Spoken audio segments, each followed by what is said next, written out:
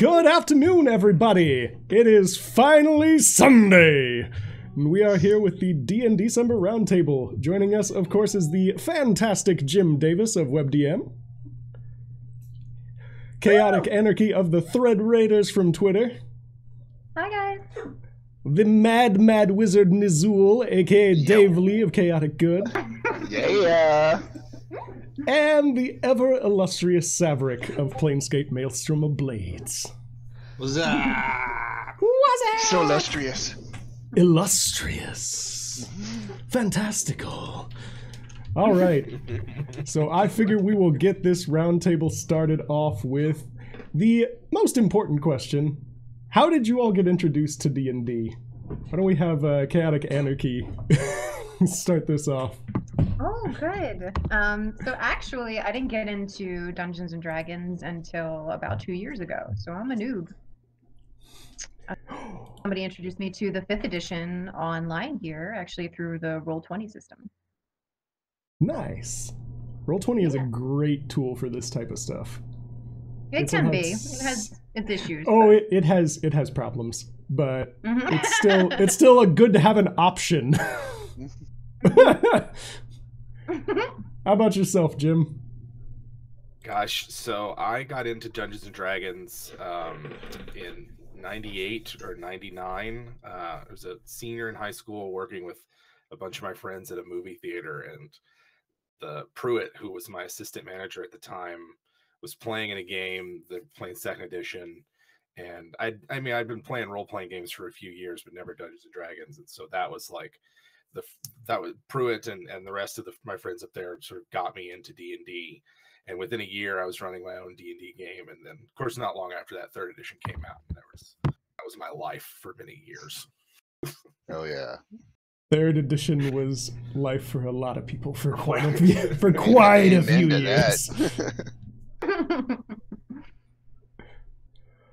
Oh, well, that's always great. Hey, Saevrick, how about you? Sitting down there in the corner. I'm like Nizuul. I'm one of the old people here. Old dudes rule. Yeah. When I was 8 years old back in 1988, my brother and I actually went on to one of those mail order hobby shops, which they don't have those around anymore, but you actually sent money through the mail and they would send you stuff back. I know it's a crazy concept. So you're saying M-A-I-L. Okay, I thought it was M-A-L-E. I'm like, I'm not aware of this. Yeah. But we ended up getting one of the the Red Bog basic sets, and we started with that. So very basic D&D. Of course, just like anybody else here, we had our little trips and tributes through West End games, and your little segues between the different editions. We kind of skipped over AD&D, went right to 2nd edition, and that's where I really cut my teeth on it. That's when I started DMing, when I was probably in my high school years.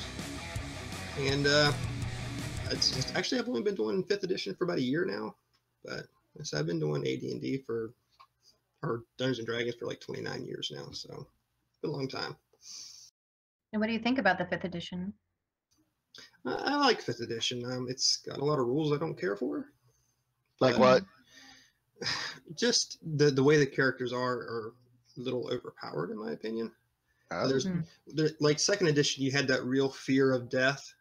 Like if you made it past 1st level, you were a damn good role player. Yeah.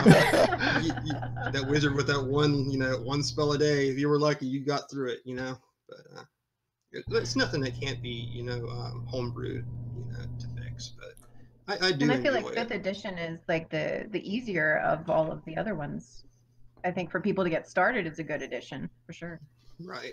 I think it's a good mix of 3, 5, and 4. Even though I detest 4, and I don't ever admit to ever playing it. Dude, I am with you there. I'm not the fan of 4s. I know some people are, so I don't want to offend people, but no, I gave it my best shot on 4s. Oh my gosh, I even changed a bunch of rules on that one. I think the big thing with 4th edition that really was like a good thing for everyone was that it really simplified everything so that it was really easy to get a lot of new people into the game. Plus they were tying it to a lot of things that were really, really popular at the time, like World of Warcraft, Diablo, stuff like that. So it was a lot easier to get someone to be like, oh, it's just Diablo. I can play Diablo. Oh no, I remember telling a kid about D&D and what it was, and he's like, "Oh, it's just like World of Warcraft." I'm like, "Oh no, World of Warcraft's like D&D." You got it backwards, kid. That's when you just grit your teeth and like, yes, yes it is. Yeah. Now you should totally come play it.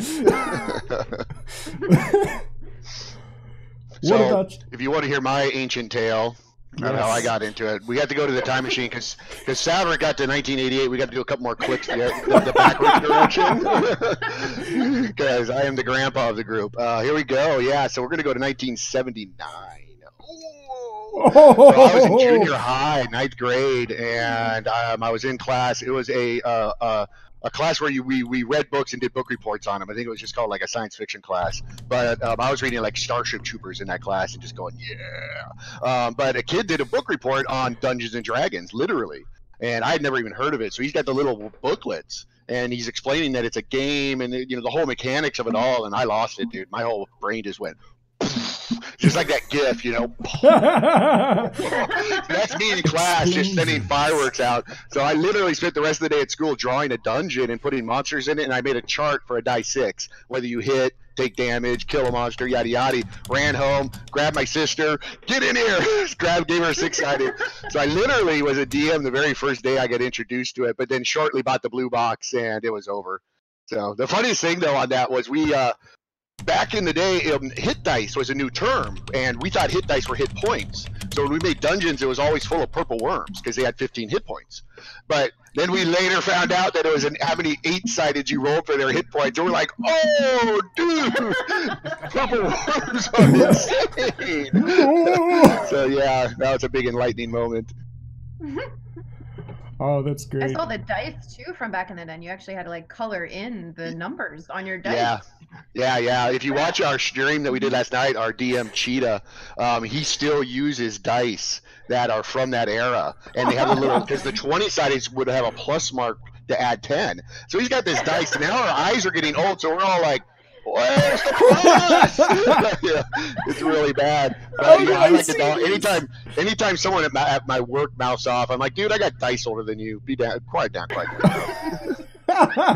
That's great. So I have a question then. Have you gone back and like replayed those those original editions that you sort of grew up with? Dude, it's funny you asked that. I think I bought the new book for the first edition, and we were going to try to get a campaign going at work. So we all got together after work, and we're rolling characters based on the original Player's Handbook. You know, with the one with the gems on it, and the guys are calling it to steal the gems. Yeah, that one. And complete reprint. And that game is racist. I'm telling you right now, that's the first time, like, how did we even play this game? And you have to roll your stats randomly, and if you get crappy stats, well, you can just be a fighter. That was it. So we literally were 8 fighters and 1 guy who rolled good enough to be a druid. And that was our party. And then I took the thing of this through. I was like, okay, yeah, things are better now. But, man, it was a human-only world. I mean, because if you were a dwarf, you got punished. Or if you're an elf, because only humans can do this and that, I was like, oh my gosh. 4th level fighter for your dwarf. Yeah, totally, yeah. Dwarves, you're capped at 8th. You can't learn the 9th level stuff, sorry. Oh. Set day.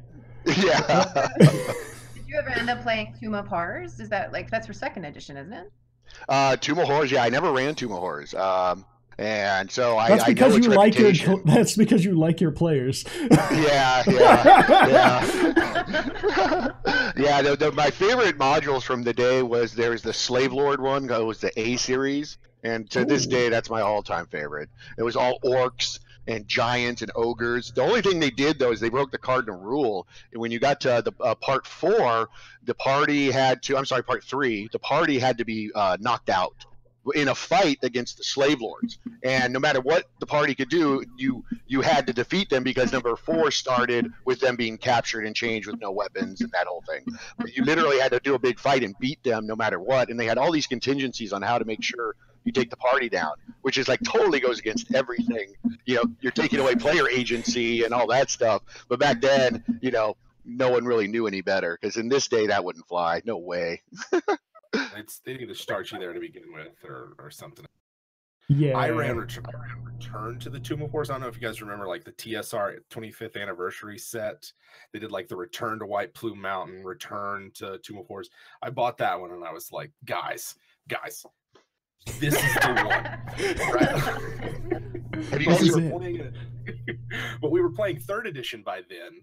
And so our characters were like in the mid-20s. We bought the epic level handbook, and we were running a game of like everybody had pulled their favorite character out, and they leveled them up to 20th level. So we ran through Tomb of Horrors, converted from whatever it was in 1st edition to 3rd edition with 20th level characters, and they were just like made mincemeat of that dungeon.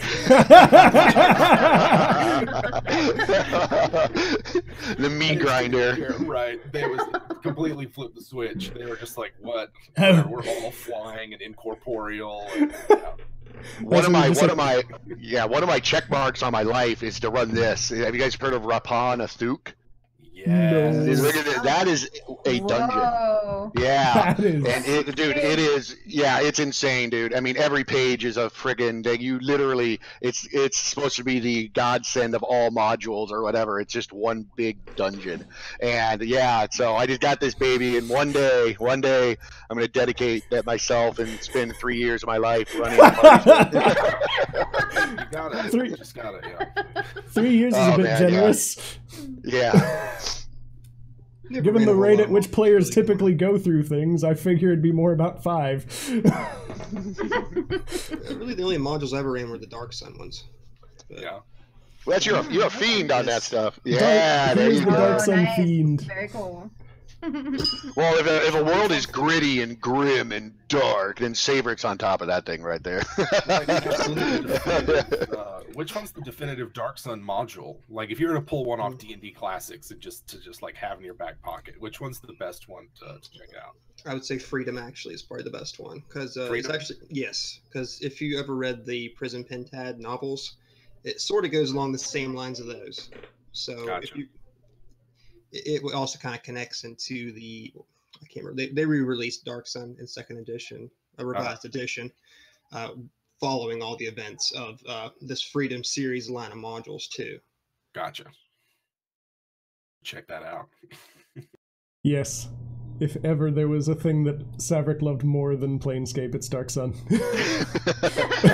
Two settings. Well, when they come out with Darker Sun, then it's going to be... Plain Sun? Maybe it'll be Plain Darkest Sun. Sun. Heck, why not just travel to Dark Sun plane in Planescapes? Yeah, there you go. Because you can't. It's right? Like it's separate. It's out of its. It crystal is. sphere. It is. You can't spell jam there. You can't. Sucks.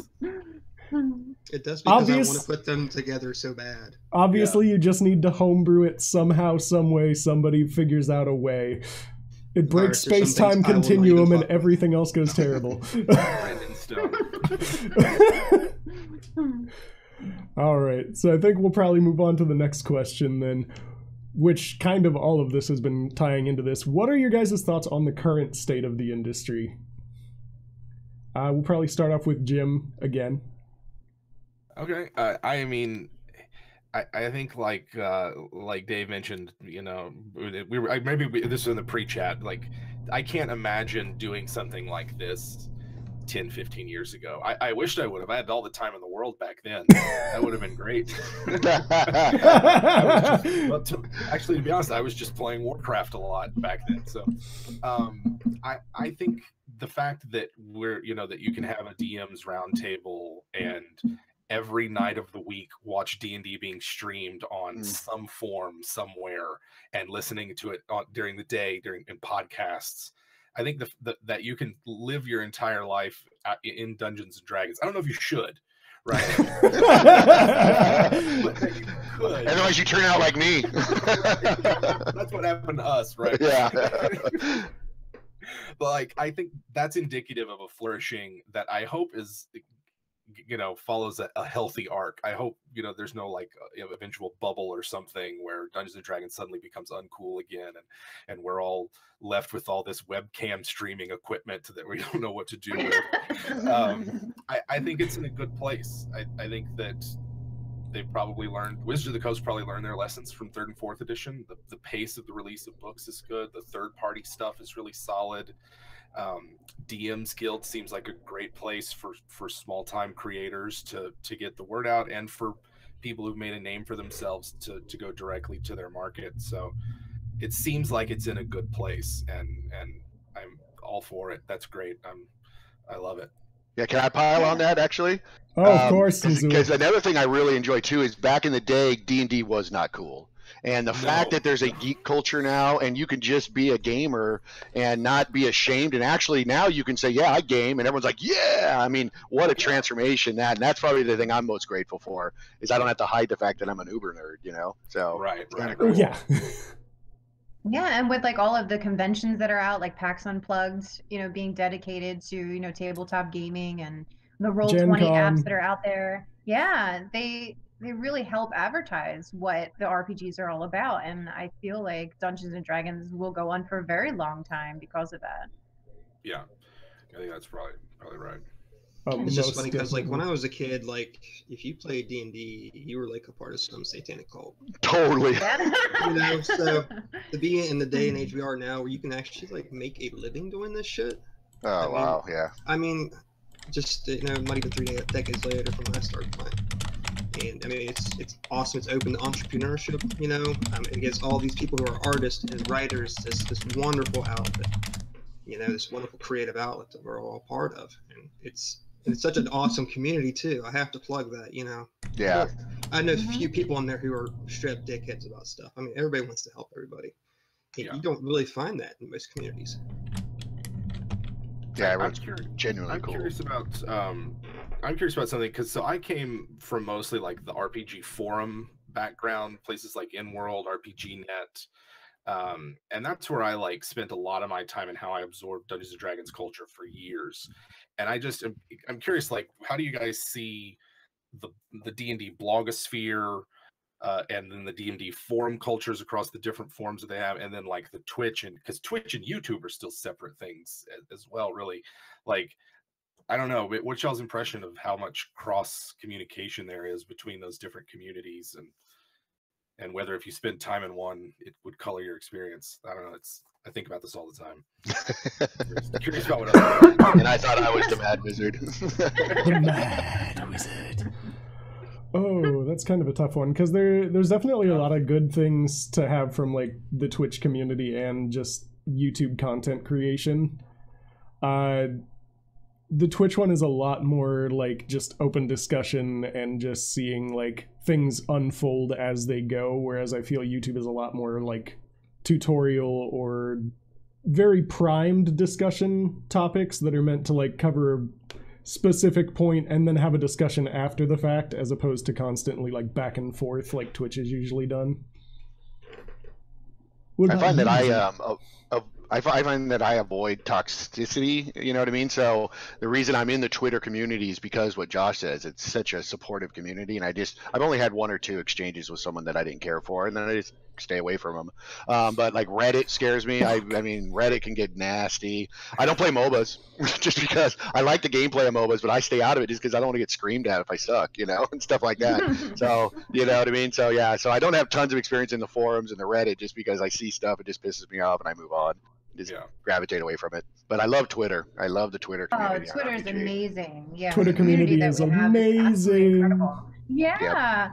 Everybody's so supportive of each other, our ideas, and people are coming up with all kinds of RPGs. I mean, I'm working on 4 playtest right now, and it's just amazing how brilliant everybody is. And I wouldn't trade it for the world. But when it comes to like Facebook, I feel like it's not the same type of community. It doesn't really get the word out there either. It kind of just stays on Facebook, and it's just completely different for me. I do feel like Facebook is a lot more self-contained. Yeah, it's just I used to be on Facebook a lot, and then it just kind of became like this weird hyperbolic time chamber where nothing escaped, and it was just constantly regurgitating the same things over and over, and it's like, okay, and we're done. Yeah, the only thing I use Facebook for is to comb it and see if there's any funny memes I can steal. Facebook has become the new meme generator. just to add to Twitter, like I'm like really amazed at the caliber of people there are out there right now. You know, because with like 3.0, 3.5, like they released some of the weirdest fucking shit. You know, blue magic. But I mean, most of the stuff you see nowadays, I mean, it's top quality stuff. Yeah, it's all brilliant. Yeah, Twitter's up my game big time. I've got a couple new mechanics I've added to my sessions based on the stuff I found and followed on Twitter. Yeah, you know, I'm not afraid to plagiarize. Hell yeah. I think that's probably actually the best part about Twitter is that you can like post an idea and then you'll have probably like 10, 15 people over the course of time like jumping in and being like, oh, that's really neat, but what if you did X? And you're like, and I'm just going to take that now, put it right over here. I'll share this once I've run it through and my players will never know that this tweet existed. Do not spread this tweet anymore. I need to keep this secret so that when it starts happening, they don't know. I established myself as the king of plagiarism in high school when I ran an adventure and I had the mighty wizard stand in front of a giant demon and say, "You shall not pass!" And he slams his staff down and everyone's like, "You're the greatest dungeon master ever!" And then we watch Lord of the Rings cartoon and that shit comes up. All my friends' heads slowly turn to me and I'm like, what? That's when you just like, it was awesome, right? Yeah, exactly. That happened to me with a video game. We were like maybe like 5th level in the campaign, and one of the players goes, "This is the plot for Quest for Glory 1." Busted. And I just had this whole thing. We were on the moment of a TPK anyway, so that's when I shipped them off to the city of Brass, and they through the plains, and yeah. Oh yes. That big red reset button. Yeah, film movies are like a great source of inspiration. I know for like my characters and my voiceovers, and people can relate to those characters, and I think that's why they come to see our streams also, to be a part of that. Right. Oh, most I like to use movies for descriptions because I always will start describing something, and as soon as I pin a movie to it, like in that movie Blade Runner, remember? And then you see everyone around the table go, "Oh," because their mind is lit up with an image, and they get it, and they're like, "Bang, move on." I do that all the time. Right. And they'll remember that moment in the campaign when that happens. Yep. Remember that time we almost went through Blade Runner? That hack DM Nizuul was running that garbage. Okay. Well, speaking of probably plagiarizing, because I'm sure all of us have done this at some point for this, who is your favorite villain that you've come across in your games? Either the ones that you've like run as a GM or ones that like you've run into as a player. Let's start with Saevrick. If we're going to talk like actually in game, or are we guys going to talk like across the AD&D? Across any RPG like tabletop thing you've ever played. Because if you're going to talk about my favorite villains, like Lord Soth from Dragonlance is probably one of my favorite villains of all time. I mean, he has such a backstory. You know, it's a tormented, horrible backstory, and just the way they developed his character through the Chronicles, all the way where he went off to Ravenloft. I mean, it's gold. It's a true gold story, man. I mean, if you have not read it at all, I implore you to. The Dragonlance series is definitely one of those that I need to go and read at some point. You don't need to worry about all of Dragonlance, trust me. You're like, please don't. Please like yourself. There's a lot of bad shit in Dragonlance. I mean, bad. Contenders. Yeah. My friend played a Kender and had the nerve to bring a Gazoo into the table, and that lasted about 5 seconds. We right through that thing out the door. Kenders, Gully Dwarfs, I mean... Oh, Gully Dwarfs, that's right, I forgot. Those two and I just had a conversation about this not too long ago. So. I just liked Raceland, man. That dude was dope. Yeah, Raceland was awesome. Oh, but then they had to throw fucking Tasselhoff into the story and ruined it, so... Buffett. Buffett. Yeah. How about yourself, CA? What's your favorite villain? For me, I like the villains in my campaign that I'm currently working on. I have these 2 witches that are called Nettle and Nightshade. And Nightshade stands out for me because she actually lives in the Swamp of Oblivion. This huge labyrinth that the players are going to have to go through. And she works with a lot of illusion work, which is awesome. And there's a lot of puzzles within this labyrinth as well. So she stands out for me. She's pretty vicious. So that sounds awesome. You looking for players? No, just kidding. That does sound awesome, actually. That does sound amazing. Like I really feel like illusion in general, as far as like villains go, is massively underused in a lot of cases. Yeah. I don't know if it's mainly really because they're like, oh, if you're yeah, that's such a neat like element where they're like, oh, that's not right. No, what's going on? I don't know if it's because a lot of like DMs or anything like that tend to just kind of be like, oh, well, I'm not going to add in illusions because they just have like dispel magic and there's no point in having something that they're just going to immediately be like poof. And it's like, no, that's why you put it in there, because then they're going to feel like, aha, I'm prepared.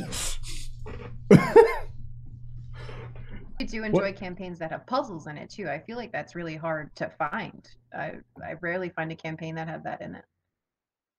Nice. I don't, because I suck with doing it, so. Maybe that's it. that is the other problem of illusions, is that you have to be really, really good at coming up with clever ones and being like... Yeah, it's my campaigns are so like lacking on traps and puzzles, and I'm horrible at that stuff. I'm great with playing, fucking with players' minds. Yeah, so I'm not gonna lie, I'm pretty terrible with puzzles too. Like the most I had was like riddles that I was just coming up with, and I mean they were serviceable. They were okay. Yeah, puzzles you got to be careful though, because there's a term in the industry we call prog stopper, which is progress stopper. So if the puzzle is a yes or no answer, you better have some stuff planned to where you can give them the answer if necessary. I prefer puzzles that have penalties. I know hypothetically they're trying to make some combination, they fail, monster spawn. Monster spawn.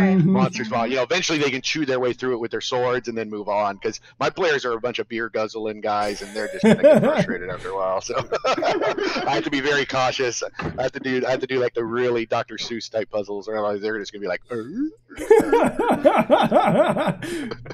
I love them. I had one where the players came up to a table and there was a bunch of potions on there, and every time somebody drank a potion, something terrible would happen to them, but it would give them a clue. And so they had to decide who was going to drink what potions, and sometimes they become blind, sometimes they would be disoriented, to try to get all of the pieces together. And then once they solved it, they would go back to normal and they'd be healthy again. Wow, remember when I mentioned me stealing stuff? Okay, so stealing. That's brilliant. Right into the pocket. Yeah. What's your favorite villain, Nizuul?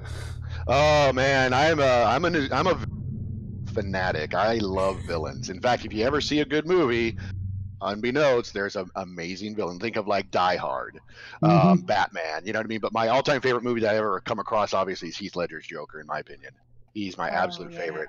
Now, as far as my own creations of villains, I have one right now. I'm particularly using. You guys ever seen Justified? With Timothy Oliphant? Oh my God. Okay, Boyd Crowder is he's in the Vice Principal show. He's got the Southern accent, and he plays a bad guy in that show, and he has a Southern drawl, and he's just the greatest. And oh my God, I'm fascinated with him. He's just so awesome. And so I based his voice stuff on my villain called Father Nadal, and Father Nadal is a priest of Ione and will bless you all. And he has a choir. He has a big choir of little boys, and he always touches them and things. And all my players are like, you know. And dude, yeah, no, he's the creepiest MFer I've ever run. It almost like infects me. It's so bad, you know. And then lo and behold, one of the members on Twitter did a random giveaway when he got to a certain number of followers, and just drew me as my luck, and said, hey, I'll do a drawing for you. So I hit him up about this villain. He thought it was cool, and he drew him, and oh my God, he's a great artist. So we got a little drawing of him too from the Twitter community. So yeah, that makes him even better. So yeah, that's my favorite villain I think I've ever come up with. He's just uber creepy. So that's glorious. No reflection on me, of course. The uber creepy ones always tend to be the best. Yeah, for sure. They give you those. What about you, Jim? Gosh, I mean, it's hard to beat like Orcus and the rest of the Demon Lords from just like classic villains. But I think my favorite one that I've cooked up for a campaign, it was inspired by the Worm Kings from the Artesia comics. I don't know if anybody's ever read those. I have, yeah. I love the idea of like a ruler gone bad and kicked out of their own country and then returns with a vengeance. And so this was sort of like a lich emperor that had been deposed from power, and it was this horrendous civil war that had kicked them out, and then like centuries later, after he's regained his strength, strikes back at the descendants of those that kicked him out. And it was just it was the bright spot of 4th edition for me. So it was like I had fun in the campaign. It got really memorable villains and everything, despite the rule set. But I think that's probably my favorite one I've just cooked. That's cool. Oh, that's so awesome. Oh, now that we've covered the favorite villains, it's time to kind of cover the flip side of that. What's just your favorite D&D moment, period, out of everything that you've done? And we'll just keep it rolling with Jim. All right. So it's hard for me to pass up like the entirety of an original D&D campaign that I played in a few years ago. I decided that I wanted to go to the roots of the hobby, and I found a DM in my area who was like 3 little brown books using the chainmail combat system for it. And I was like, you know what I'm going to do? I'm going to see how long I can play a magic user in original Dungeons and Dragons. Oh. I made it to 8th level. It was pretty sweet. That's amazing. Wow. That's amazing. So you hit for 7 levels. Nice. All right. I died 3 times during that time. He bought it 3 times, came back 3 times, and it was one of those campaigns like they described in the early days, where the DM was just like, I'll run a game for you guys whenever. And so it was me and another player who were like 2 or 3 times a week, every time. And so our characters advanced much faster than everybody else. And eventually there were like 13 players in the campaign, plus we all had henchmen. And so when we went on an adventure, there might be 30 something. We're like a small army. But the defining moment of that campaign for me was when my sort of the partner, he was a 7th level elf or something like that, lost his armor to a warlord as we were hex crawling. And we decided that we were going to just the 2 of us were going to wage war on this warlord. And it was things like buying off horse archers to raise his villages and fields, and flying into his castle invisible to mess with his staff, and just like made this guy's life absolutely miserable because we were 7th and 8th level characters and there just wasn't anything he could do about it. It was just, I don't know, it was pure D&D for me. Man, I've got a lot of great stories, but I always think that original D&D campaign was like, I'm really glad I found that group and played with them. So super awesome. I love groups like that where it's just everything falls into place. Everything falls into place. Mm-hmm. PK, it was great. How about you, CA? Does it have to be D&D? Because I have one from Call of Cthulhu, 7th edition. Oh, that's fine. Okay. Call of Cthulhu is equivalent. It's a good game. I really like that game. So one of these days I will get to run one or play one. You can do this. It's so good. It's so good and totally worth your time. So my character's name was Pearl, and she was a gangster who actually worked at a speakeasy undercover. Yes, she was a gangster. So she ended up on sacred ground with Rick, the GM, I think everybody knows in our community. And I ended up getting mortally wounded because this tiny gremlin of death like latched onto my back, and like I was slowly losing health. So him and Eggs RPG also took us to we did everything we possibly could to save me. They tried shooting it, they tried hitting it with a shovel, and they could not get this off of me. So I'm down to barely any health left. So they decided to take me into the church and they give me a med kit, but they rolled terribly and it dropped me down to 1 hit point. Oh boy. So now I'm really woozy. So they decide that they're going to carry me to town because we didn't have a car. And we get to town and I think everything's going to be fine. And we go inside this building and they think it's a surgeon. And here it turns out it's a vet. So the vet ends up trying to heal me and apparently ended up giving me a syringe of cocaine, which was random. Cocaine! And so the remainder of the campaign was basically just me being off the charts crazy. And it really ended up being like this amazing time. And I will always remember this moment because the whole team was just like trying desperately to save me, and every single roll we made was epically wrong. And you can see the vet getting this creature off you and going, they got Sturges and Cthulhu? Yeah. So that would be one of my favorite moments ever. Oh, that sounds absolutely brilliant. Oh, I'm dying. All right, Saevrick, what about you? I'm going to go back to 2nd edition again. We had a Birthright campaign. I don't know who's played Birthright or knows anything about it. Our party had ended up taking over a couple different countries because it's sort of a domain running kind of game. And we'd taken over one of the Elven Kingdoms, and my character was an Elven Wizard. And during his time there, he decided he was going to start studying shadow magic. That was his little call to greatness, you know. But also, everybody had a divine bloodline, so they had a little bit of this power of the gods inside them, but it was transferable if you had the right sort of steel. So he decides to institute this old practice of the elves who used to go around killing humans because they didn't get along.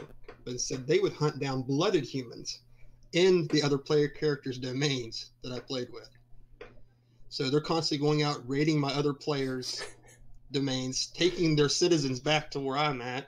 I'm getting all the blood power from them. And the best moment of it was the time that the paladin who was running the main country finally turned and looked at me and just saw how fucking evil I had become. And the whole fallout that happened after that. Intense. Oh, Yeah, seriously. I'm shivering. Super intense. Second ed paladins, of course, immediately like, you're evil. Yeah, I was gonna say, for those only familiar with 5th ed, where paladins can be basically whatever you want, 2nd ed paladins were police. And not bribe police, they were just the good guys. If you did anything evil, then no! I can't lose my paladin powers! I'm just a crappy fighter. No, I'm just a crappy fighter! No! How about you, Nizuul? It really did force you to be a wet blanket. Yeah. You had to be a wet blanket. So in my campaigns, I have one hard rule. It's a house rule, but I don't do resurrection. So when players die, it's permanent. I am a hardliner on that, and because I'm a real big fan of moments like in Lord of the Rings when Boromir got filled full of arrows and had his last words, I like that model. So when players die in my campaigns, I tell them to chill out for a second, take a moment. We're going to go around, and when it's your turn again, you can speak the final words your character will ever speak. Makes for great moments. But what happened is one particular time a character died. We're playing Pathfinder, and they're in a big ice chamber. They're getting their butts kicked. They got what they needed, so they're trying to retreat out of this ice chamber, and this big frost worm, is just mowing everyone down. There's undead everywhere. It's just chaos. And the cute little thief character we had named Shanu was actually a little mannequin. She was a doll with a human spirit in her. That was her character. And she got on the other side of this thing and couldn't get past it without drawing an attack of opportunity, but had no hit points left. So this thing's certainly going to kill her until the fighter of our group takes his action and goes in there and gets in front of the worm and lays his life down and lets the little Shanu get out. And he dies. Crunch, crunch, crunch, swallow. Final moments of his character. I mean, before he died, he screamed out his last words, gave us, and then and died for Shanu. And that one was like really touching. So things like that. So that's the stuff that really gets me. So, yay! not to bring the mood down. Sounds sad. Those type of moments are always great, though. Have a moment of silence for Shanu. Yeah, to be honest, Virus, you just had one in that one adventure. Tell that one. That thing got me. Where I was like, I was just about to say, like, probably my favorite moment, honestly, was from like the campaign that I'm currently running with Saevrick here, actually, and it actually involves Saevrick. His character had been like completely mentally messed up by some powers that he's been using. So he was just going off and killing like random NPCs, and the entire party was like, we either need to figure out how to fix him or we need to kill him. And they were doing this all behind his back.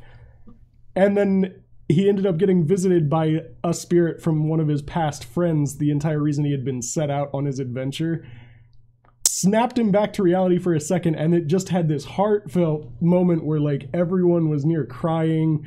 The players had to actually kill him as he just do it, and just soared through the throat, everything else, and their bards just... I'm going into town and seeing if they have diamonds. I've been here before. I've seen that they carry stuff. It's a trading post town. And it was just this big, glorious crying moment where all of us almost ended up not being able to keep playing. Yeah, as they say in the movies, that's some heavy shit. It was super heavy, man. Like, even when I was doing it, I'm like, keep it rolling. He barely described it. I started becoming misty-eyed just thinking. Yeah, it was cool. It was cool. Oh. What I love about Dungeons and Dragons and these RPGs is that you create this certain attachment to your character and those you play with, and you really want them to survive and live. And when something happens to them, it does cause those emotions to happen. I love it. Yeah, my friends have cried. I've seen it. Getting a little characters they teary-eyed played right for now. a year and a half It. die, and they actually lose it, dude. They walk away, and tears come down. It's real. It's an extension of themselves. Critical Role, and the shows that we watch is because of that. Totally agree. Oh, all right. Well, enough down stuff. What's the favorite? Let's move on to something a little bit lighter. Hopefully, let's move on to something a little bit lighter. Hopefully, what is the favorite character you've ever played? And please don't say it's a wholly depressing backstory NPC. Let's start with Jim. All right. I think probably my favorite one, it was a 5th edition character. In fact, it's like really the only 5th edition character that I've played for any appreciable amount of time, up to a 14th level. It was a Drow Arcane Trickster Lore Bard. And he was the intelligence officer on a Spelljammer, basically flotilla. We had 4 of them, 4 separate ships, and his job was to sort of gather intelligence and prevent the enemy from detecting where we were at. And I played him as a hyper paranoid, slept in an anti-magic field. It was the only time he was perfectly safe to do that. So I liked him because I was trying to find a way to play a chaotic neutral character that wasn't annoying or would just tear the party apart. And so I played him as more of just, he was loyal to his friends, loyal to the crew, and assumed that everyone else was out to get them, and concocted elaborate conspiracy theories that then he would act on. And I think probably my favorite moment was when he would, at one point he wants to recruit other adventurers to form this secret society to fight a bunch of aberrations. And so he literally disguises himself as the old man wizard and starts recruiting in a tavern to bring in other adventurers who are, strong and cruel and quick and, all the qualities that he's looking for. I don't know, just a fun character that was easy to role play and easy to just like slip into. I think he's probably my most recent of those things. Nice. And I think you actually touched on a topic that I'm going to want to cover a little bit later here, because it's everybody's favorite about chaotic neutral. Nice. Chaos. Chaos. Glorious. How about you, CA?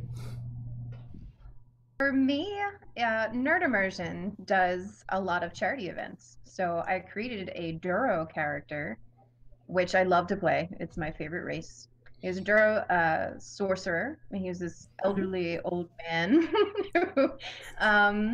who was really quite special and will always be in my heart. And the charity event, how it worked was that you could donate money to change events in the game. Oh, so he just became more and more absurd as time went by. So somebody donated money. They donated $50 to change my alignment. So I went from chaotic evil to lawful good. Oh no. That's a travesty. So I had spent all this time, practicing the voice for my character and making sure he was evil, because it's a charity event, and now it's like thrown out the window completely. So then somebody donated money to buy a potion for me and requested that I drink it. So Nerd Immersion picked this random thing out of the book, and it turned out it was oil.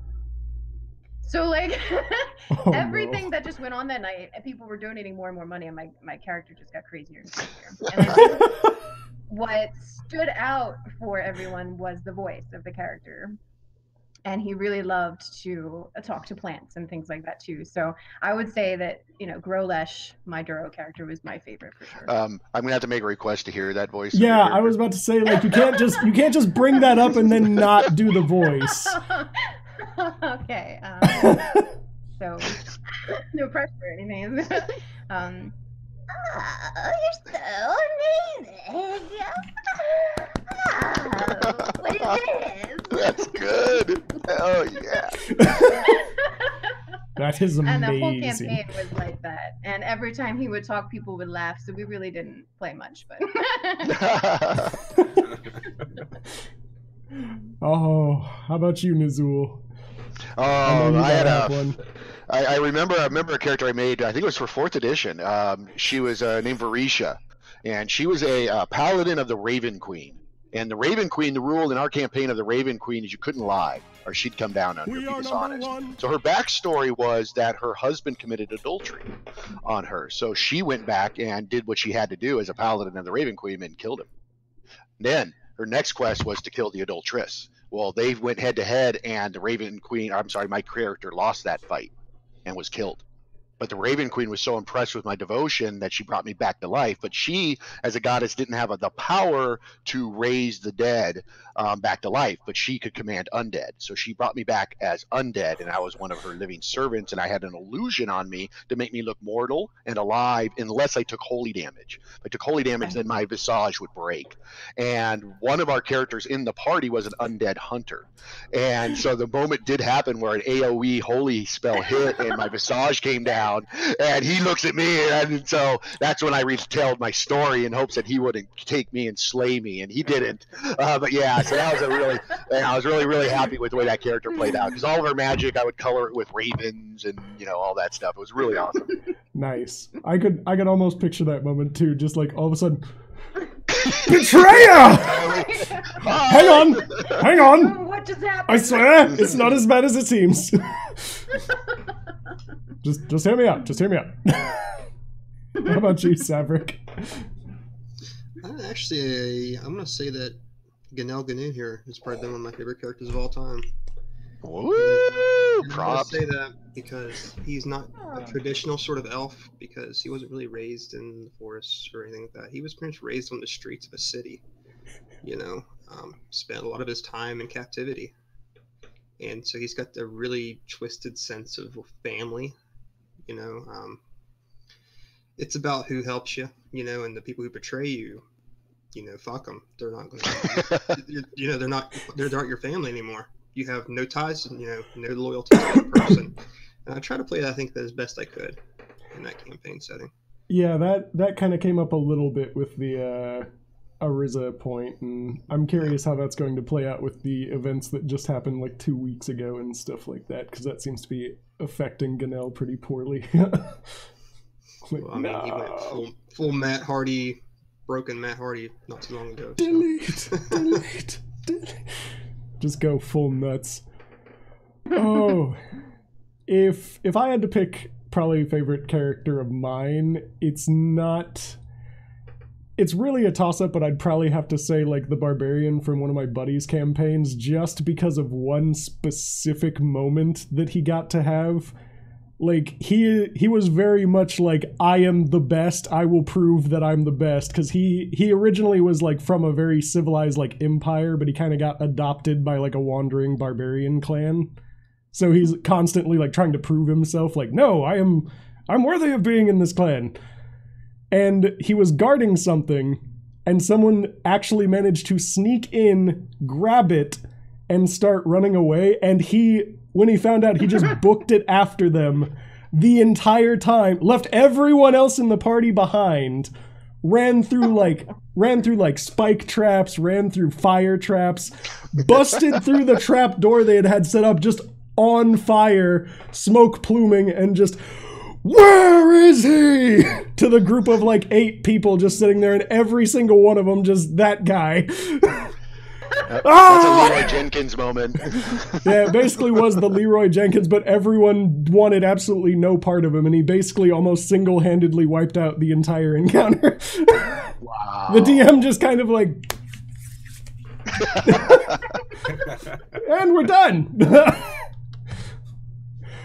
Oh, it was so great. But now we have to go to something slightly less awesome. The most awkward role-playing moment you have ever had. Oh, here's where things get uncomfortable. Yeah, this is gonna get weird.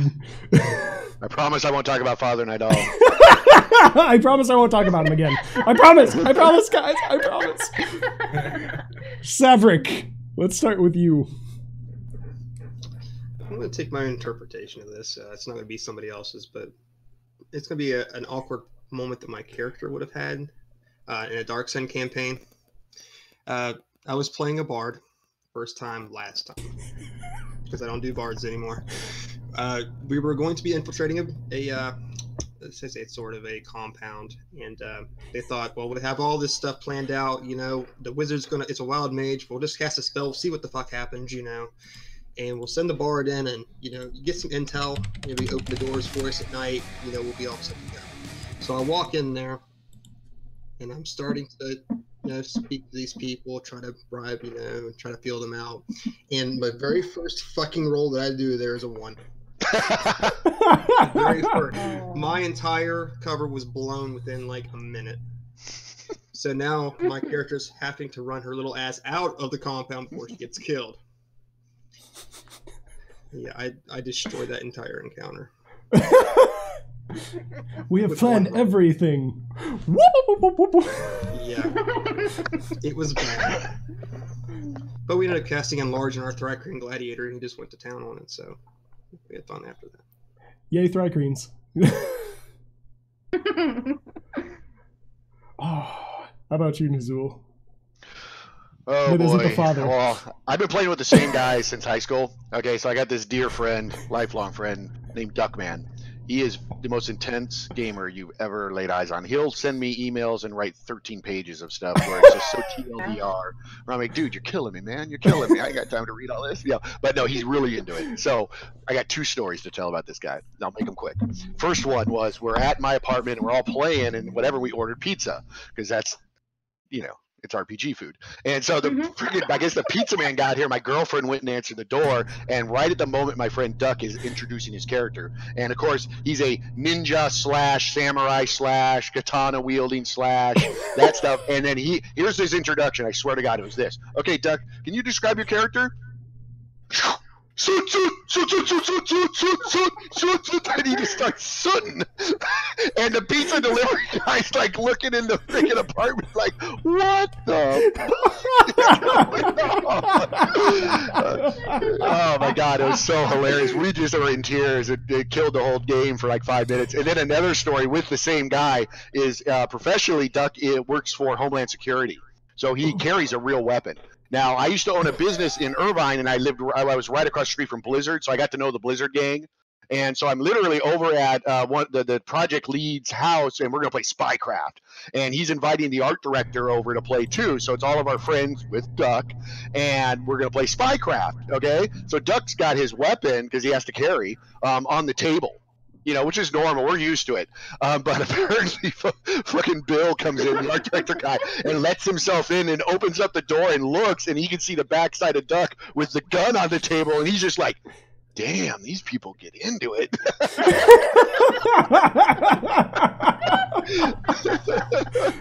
Oh, man. I guess those are the most awkward things I could come up with. Those are great. All right, CA, you're up. So I don't really get awkward. I don't even embarrass easily, but I can almost promise you that if you were in a campaign with me, I will make you feel awkward. My characters tend to be crazy. They do off-the-wall stuff. They say things. They eat things. They're really weird. So I do have a character that I felt was the most awkward that I ever played, and that was actually for the Open Legend playtest that I did. Woohoo! Yeah. Open Legend. Yeah, in the house. Oh, wow. Her name was Trinity, and she was a synth. And Brian and I decided that weren't going to tell the group that I was basically a robot. So I had to somehow portray that I was this socially awkward character because I was a robot. So later, when there was this gigantic reveal, it would be like this most amazing thing, and it explained everything. So for my character, I didn't show emotion through the entire time I played with everyone, which is very hard for me to do because I'm full of emotion. So my face was just straight the entire time, no matter what the conversation was. I didn't laugh. I didn't like, and the group just thought I was this really awkward person. So when I portrayed my character during the scenes where I was talking with someone, I didn't even blink when I was in the screen. And I would just be up in the screen and I wouldn't blink the entire time that we were talking. And it made really awkward for other people who were talking to me or trying to remember what they wanted to say or how they wanted to role play, because this character was super weird. And my character didn't understand personal space. So she was not afraid to be right up on you in your face, talking to you. And the whole time, like what she was really doing is she was reading your micro expressions, and she was trying to figure out emotion because she doesn't have it. And this whole time, she has no idea she's a robot. So she's this really complex character that I absolutely love to play, but she was definitely awkward. And her mission was to follow this character named Prometheus and make sure he's safe. And I think he definitely felt really awkward having me follow him around. Like, even when his character went to the bathroom, when he would come out, I would be there just in case he would need anything. So I would say the whole group was very uncomfortable with my character for sure, especially when you're not blinking and somebody's staring at you. It's very weird. Well, that is dedication. Coming out of the bathroom big, and she's like right there. It's like, hello. Yeah. Always in the camera, and I would move like real slow, like a dog. Oh yeah. Oh, that's good. That is good. Imagine doing that every Monday night. That would be amazing. Yeah. It would take me like about an hour to prepare because I do laugh a lot and I am full of life, and to just lose all that, it took some time. So it did take a lot of practice.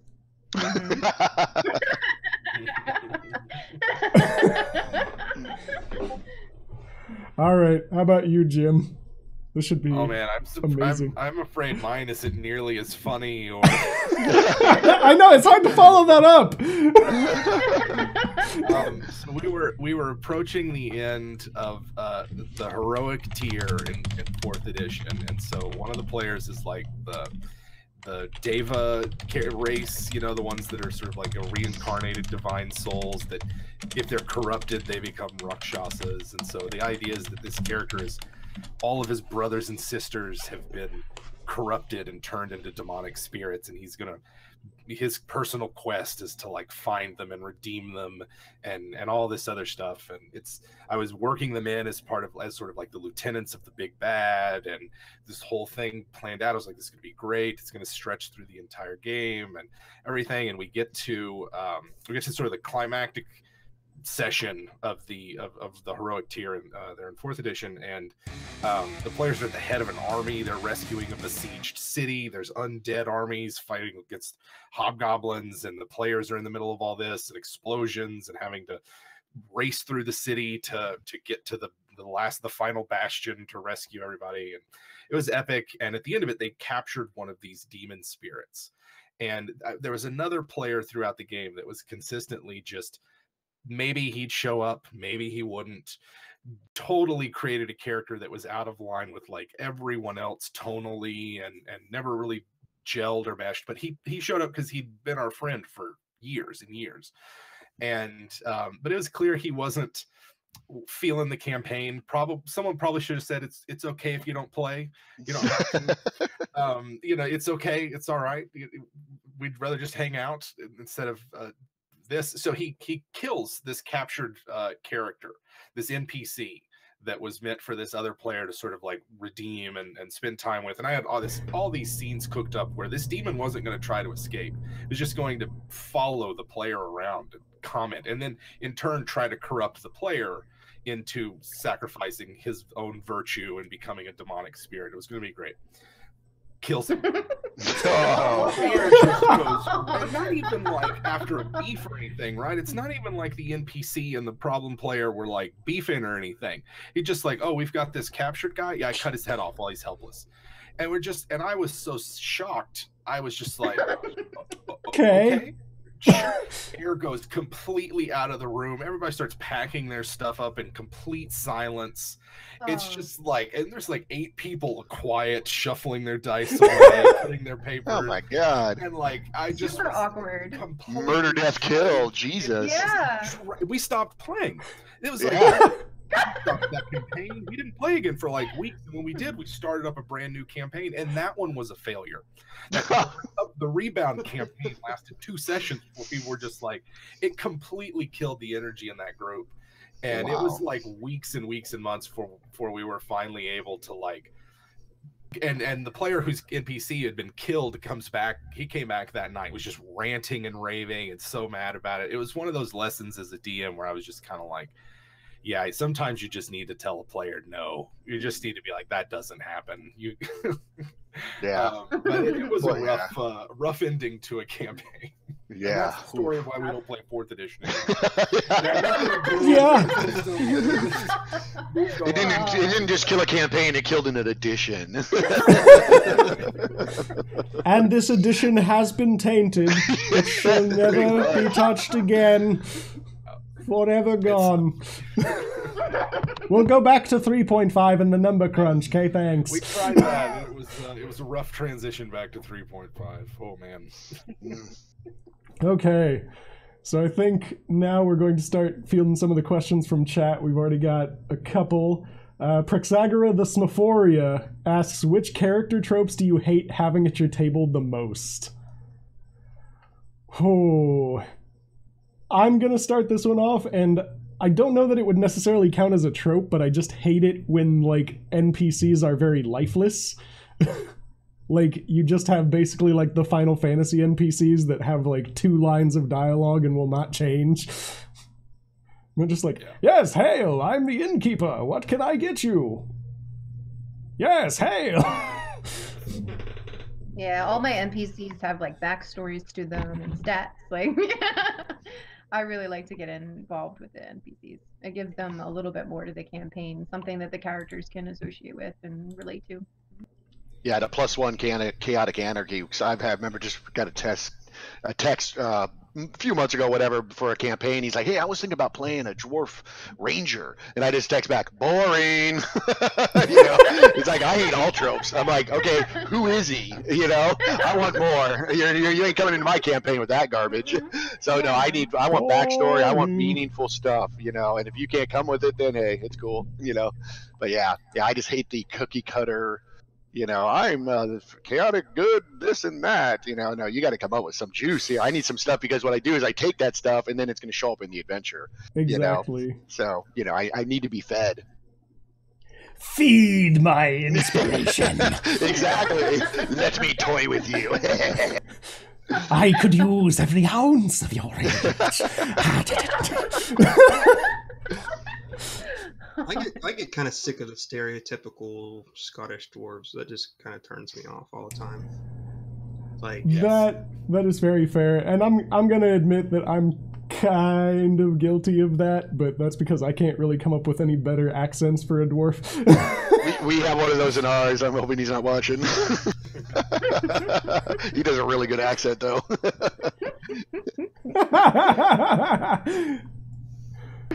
Oh. What about you, Jim? Your least favorite trope? My least favorite is probably not treating the NPCs like they're like treating them like they're pieces of the game, you know. So like you know, not getting into character and into the world, I think is probably the thing that gets to me the most. You're speaking to the Duke, like, you don't have to bow and scrape his feet, but let's not mouth off to him. It's you know, this guy could bring in his guards and capture right here. Close second would be orphans and people who have no connections to the world around them. Like, I like like a player whose character is a part of the world, and yeah, of course, you know, as a DM, you're going to work to make sure that they're integrated into it. Come on, you got to give something. Embed your character in the world that the DM's. Like, I can totally see that Baron one, because I've seen so many players that just like, oh, I'll just mouth off to this guy. I don't care. We're the main character. Now, if that is that character's personality, sure. Like, if he just mouths off to everyone, then I mean, sure, run with it. I mean, stuff's gonna happen. But don't complain when there's consequences. You know what you're getting into when you make a character like that. Like, I am the smarmy person who's gonna smack talk everyone. Well, guess what? Barons don't really take kindly to being smack talked. And you're gonna get smacked for it. How about a day in the dungeons? What the heck, man? Why'd you throw me in the dungeon? So reminds me of that Darkness Rising movie so much. Yes. You know what I mean? Like, with the new player who's trying to interact with the NPCs, and the other older players are like, "Oh, don't talk to them. Don't bother with that. That's just an NPC. That doesn't know shit." You know. That's the fault of the GM in that situation. You know. Yeah. Yeah. Here's a really, really good question from HaxFox83. How does one go about telling a player no without angering them? And I think spell it out for him. Yeah, that's it. I have a very, very quick answer to that may not be liked by everyone. If it's gonna anger them, tough. Like, if it's something that they're wanting to do that is going to be completely game breaking for everyone else and going to ruin the enjoyment of everyone else, why would I say yes? Like, I get a lot of requests to join games and to have people join my campaigns, and sadly I can't take everyone on Twitter. I would love to, so I say no a lot, which is sad. But the best way I handle it is to explain why. Let them know why they can't be in it, so that they don't feel like you just don't care about them, or you just said no for no reason, or there's something wrong with them. Just let them know, hey, you're in a game. Hey, this is the reason why. I'm, you know, just I see that helps. And you know, Virus is correct. If they get angry, they're not the type of person that you want in your game anyway, because they're going to be angry in your game, and then what are you going to do from there? You know? Yeah, a thing I like to do too is if it's something they're trying to do in the game ridiculous, I'll just be like, roll it, and they roll it, and I'm like, nope. Didn't work because I set a DC in my head. I'm not reviewing, but you know, it's just higher. You know, just like, okay, roll the dice, go through the motions, and then just like, oh, it actually didn't work out the way you wanted to. So sorry.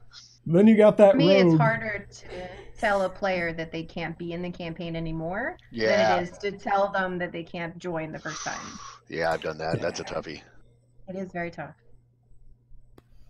I mean, if you're just talking base rules, I mean, the whole system is cooperative. You know, so if the player is not going to cooperate with the DM has no reason to cooperate with the player. You know, so it's going to be a give and take sort of system, and if they're not willing to take a no, then they don't need to be at the table anyway. Yeah. You just kind of have to push through that awkwardness of being like, no, either like you got to leave the table, you know, you're killing the vibe here or something. Yeah. You know, some people don't appreciate being called out in a group. They appreciate more one-on-one. So yeah, you know, that's just going to depend on the person who it is. But I don't think that there's, first off, if you're a DM, you shouldn't feel like there's a ton of pressure on you to prevent people from being angry. That's not on you. That's on them. You just have to do and say what's best for your group, explaining why, right? But don't worry, like, unless you're worried about them being like violent or something, in which case, I don't know, maybe, I don't know, I've never been in that position, so you shouldn't probably take my advice if you have a violent player. But, yeah, yeah. Hopefully, I can think of I can think of 2 instances recently, actually, where one time during the session, the player just blurted out something very, very horribly inappropriate, and all I did is quickly call a break, and I took that fool outside and had words. I mean, he got the full brunt of it, you know, because I work very hard on the adventures, and there's an expected amount of respect for the GM for the time and effort they put into the adventure, and if the GM isn't getting that respect, they definitely have a right to push back. And the other time was one of my players showed up just completely stoned. So bad that they, you know, they were gone and just totally derailing everything just because they were just lost. Their mind was just cooked. And yeah, let's just say we had words on that too. Because, you know, I put 6 weeks of work into that one. I was most not happy on that. I was like, oh my God, you got a lot of nerve, dude. Yeah. So yeah, but those situations come up and you just got to face them and confront them and just be like, here's the boundaries. You know, if you want to be a part of this, just stay in these bounds is all. I started Dungeons and Dragons. I didn't have a group around me to play, so I started my own group, and I didn't know, you know, all of the rules to the book, but I just knew I really wanted to play. And sadly, one of the players I had knew the game very well, and he liked to correct me at the table constantly. Pull out the book, scroll through it, let me know. And I would prefer, like, if you have an issue with the way that I'm doing the game, just talk to me afterwards, and we can fix things. But I had to end up asking the person to leave, because if you don't like the way that I'm trying to learn it, then you need to go somewhere else, sadly. So yeah, it was tough. That's called backseat GMing. Nothing worse. Yeah, don't do that. Yeah. Hey, you listening out there, players, do not backseat GM. It is the quickest way to get the GM mad at you. Story of the day. I swear to God, last night in my adventure, backseat GM to my GM, and he looked at me. I'm like, oh my God, I just did it. I took a big I'm so sorry. Like, oh, I'm the worst. I couldn't. When he looked at me and asked me a question, I'm like, well, the rules are blah blah blah blah. Uh-oh, because we play Open Legend. In Open Legend, it's very specific that the GM is the rules maker. There are no rules. Right. You know what I mean? They're guidelines, really, you know, very soft guidelines, and you know, and they're asking me what the rule is, and yeah, I screwed up. No, I was the say, answer is, what does the GM say? Yeah, no, there's a very, very specific, like, small thing that I'm going to add to that. If the GM is specifically going like, I can't remember what that is, bringing up what it is, if you know it off the top of your head, is entirely different when they're saying something like that, as opposed to just like, and XYZ. Well, actually, in the rules, it says right here that I get a check. Well, actually, in my rules, you don't. Too bad. So sad.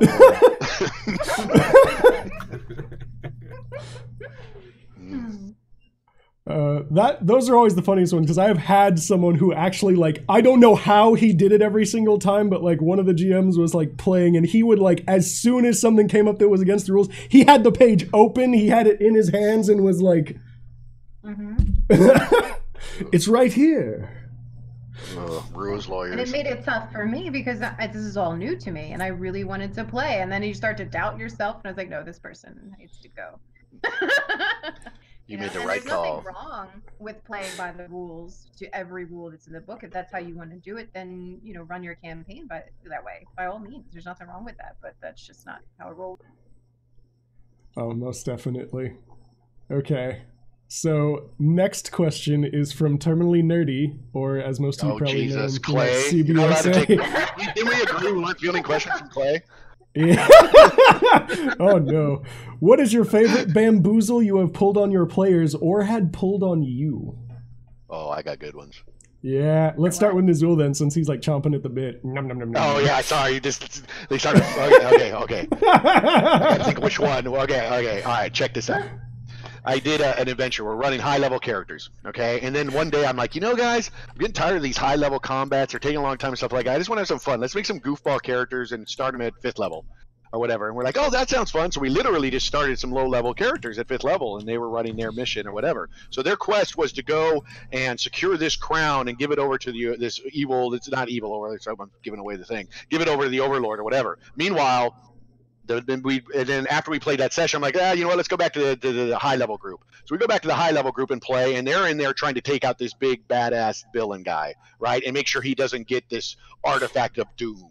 So ends up they go through all this stuff, and then I'm bouncing back and forth between low level, high level, low level, high level for a couple of weeks, and then we end up getting to the grand finale when the low level party was going through a hallway and there's a push through wall or whatever, and they tumble out of this. They come up and they see the guy they're supposed to deliver this crown to, which they gotten. They're like, hey, here you go. I'm like, good job. All right, let's end that adventure. Next week we go back to the high level ones who come into their adventure, confront the main villain when a little wall crumbles in and little 5th level characters come out and take the artifact of doom and hand it to the ultra villain who puts it on.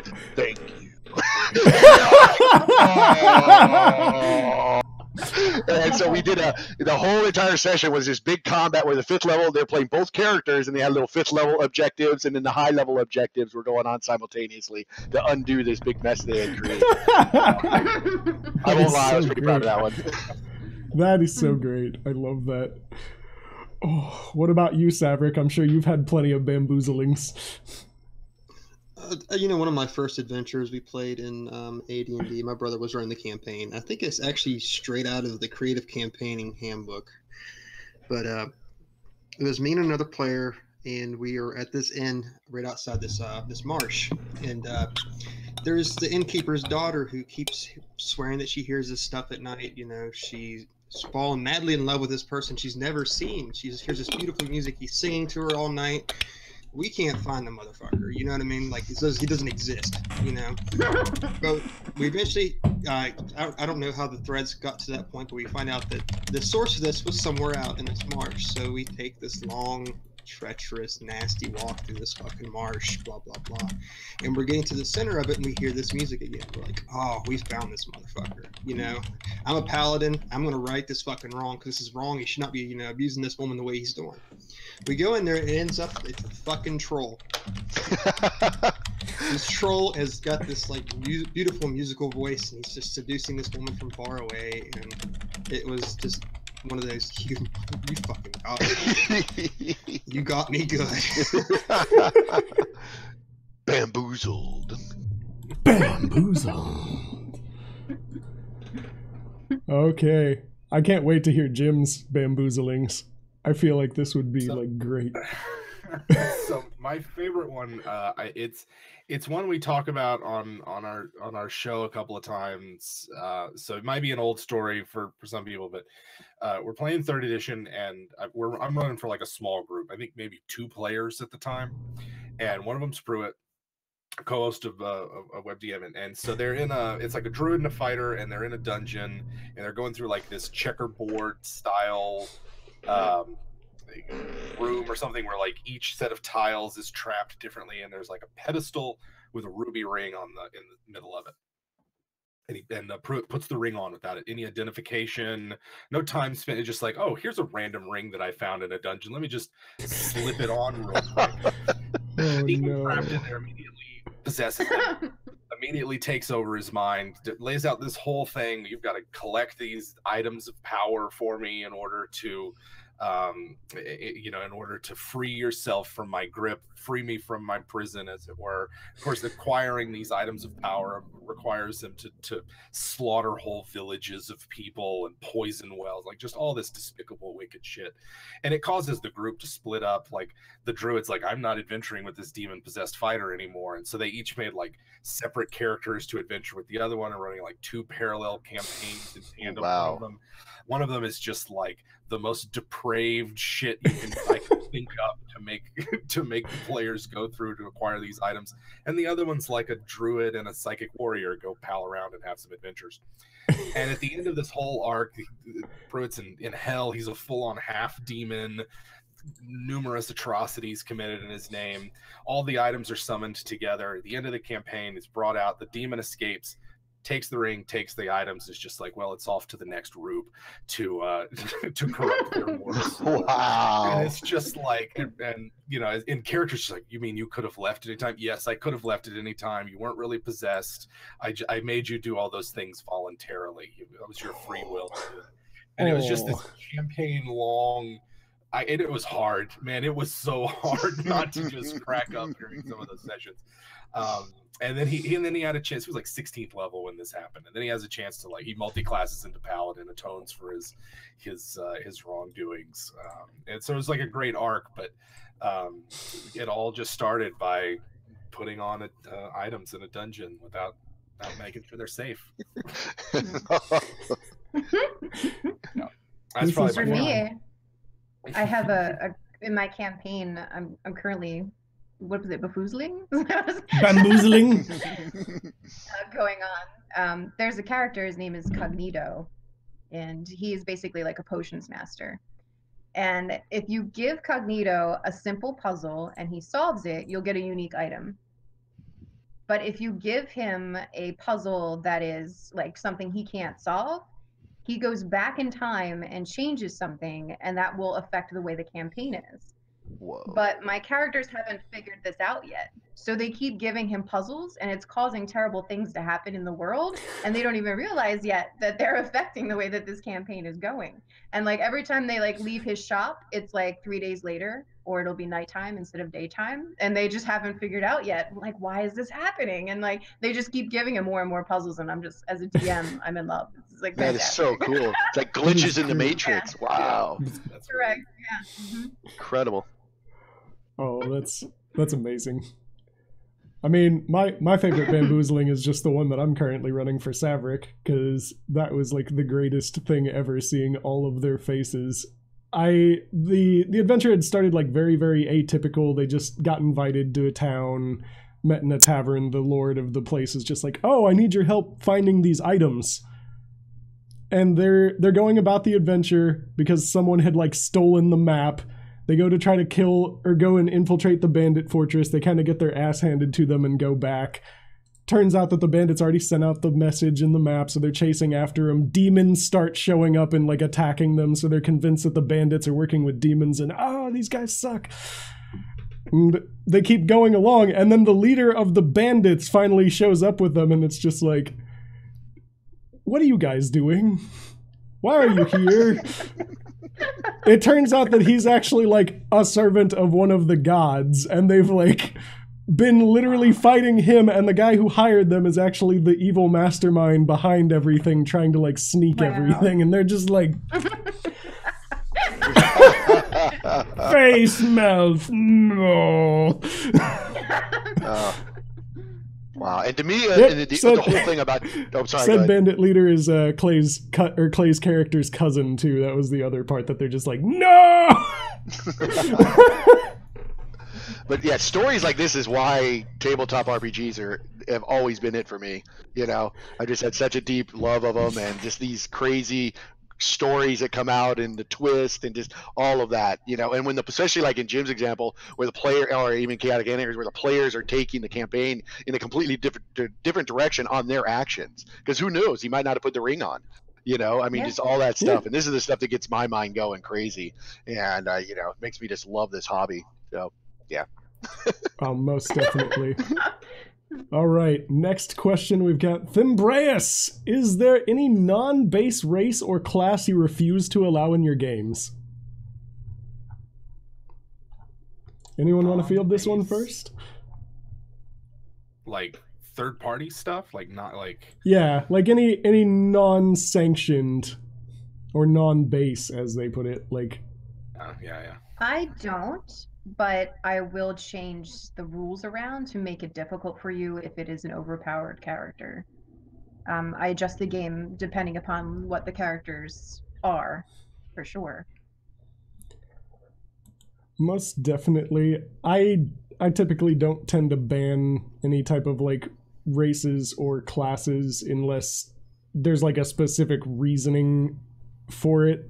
Like for the Patreon stuff, I'm going to be doing a West Marches game, and I just want everything to be basic player's handbook so that everyone has access to the same stuff, and nobody's like, oh, why can't I be or I didn't even know that this was a thing. It's like, just... Yeah, recently I did my I keep interrupting everyone. I'm so sorry. Oh, you're fine. It's the delay. It's the delay. It looks Curse like your delay! You know, so, yeah. Once I get very excited to talk and stuff, so forgive me for my dorkiness. But yeah, no, I have the Shattered Star campaign where in my campaign there are no druids, but that's part of the story. And one of my players is the only druid that returns because the druids committed a sin and were banished to another realm. So now his quest is to go free them all and bring them back to the world. So I tend not to, you know, say no, you can't play this, because if they have their heart set on playing something, I want them to work it in. You know, so they're, you know, really into their characters. But if I do something like that, usually it's part of the campaign world. That's probably the only circumstances I could think of as well. Yeah, if it doesn't fit thematically with the world that you're in, I mean, there's no point in bringing it in. But otherwise, I mean, I don't see why you couldn't work it somehow. You know, even some sort of variant. You know, meet in the middle somewhere, except for Kender. He will always ban Kender. Yeah, I might be with you on that Kender thing. Kender is gone. It shall be stricken from the world's records. All right. Now we got a question from the Brax box. What do you think is more important in creating a great experience? Knowledge of the game rules, how to play, etc., or role-playing? I know both are very important, but is one more important than the other? That, I feel, is very, very dependent on the group. There are certain groups that really are rules heavy, and that's just what that group likes. And then there are certain groups that are very roleplay heavy, and rules can basically just take an entire wayside. But for the most part, I would say role-playing is typically better, at least for me. I mean, role-playing is a lot better for me than playing by the rules. You can do a lot more stuff, I feel. And I really like being able to bond with the people at the table with your character too. So I prefer role playing. I'm a very rules light DM, you know. I say fuck the rules. You know. Yeah, if you're happy with it, that's why we like Open Legends. Yes, I know exactly. It's very true. Why gravitate with characters, engagement, having fun, and get the rules out of the way if you have to. Like I said, it just depends on the group. You know, there's groups out there that be all we're about the rules, and you know, we're going tactical, sure. You know, and I'm not like that personally. I mean, but I'm very narrative. I mean, I'm a writer, so yeah. There you go. Yeah, I definitely know that group exists, though. Is the thing. Like, yes, I know there's the rules. Like, this is what makes it fun. Look at these numbers. Yeah. Well, Pathfinder. According to page 151 and blah blah blah. I mean, I've had that. You know, it's, you know, what, different kicks for different people. You know. Yeah. Oh yeah, and I think having a good mix is also sometimes very important, because like it lets everyone kind of be on the same page. Like, the important thing is to set up what rules are there when you're starting. So like, if it's going to be homebrew and you're going to be doing certain things that are different from the core rulebook, it's important to let them know ahead of time so that they can be like, okay. Like what? Like permadeath? Yeah, like permadeath, yeah. Yeah, oh, surprise! Oh yeah, I forgot to mention. That's your session 0. You know, your session 0, you go in, you make, you know, this is what kind of campaign that I have planned out. What do you guys want? You know, what's fun for you? You know, that's the key to all this stuff to begin with, is you have to have communication with each other. As a group and as individuals, you know, you have to have that communication. This is definitely 9 times out of 10, I see a question on Twitter, like, my player's doing this, I don't know what to do. Talk to him. Communication is key. I talk to all of my players and I ask them, what is it you look forward to in your game? Because I want to incorporate that. Is it more combat heavy for you? Do you prefer to go out and slash around? Or are you more, I want to role play with your NPCs? Or is it story building? What is it for you that makes the game? Because players being happy, that's what it's all about. That's what makes it, you know, worth it all. It looks like Jim has been dying. Being happy too, though, so. It looks like Jim has been dying to say something for a while. Oh, sorry, Jim. I mean, I think that you can, if it comes down between role playing and a rule set, I mean, I probably lean more towards being good at role playing and sort of like being good at dealing with the emergent properties of the game, the stuff you can't plan for, the stuff you can't, you know, see this gonna happen. That's obviously pretty important, and But I do think that, like, I don't know, I guess I see it more like a bad rule system can take the air right out of a campaign. A mismatched rule system, right? Like for playstyle of the group, for me that was Exalted. And I just found the game that it promised of this sort of like high fantasy, over the top action, mythic gaming, saddled, this was second edition Exalted, so just saddled with a clunky rule system that took forever to resolve actions, and it didn't flow fast and natural and everything. So that's the example I have where I think system matters. I think that the game system you're using does matter, and sometimes the game can get in the way. And just you can say like, okay, yeah, DMs just ignore a rule you don't like, rule zero the shit out of that thing.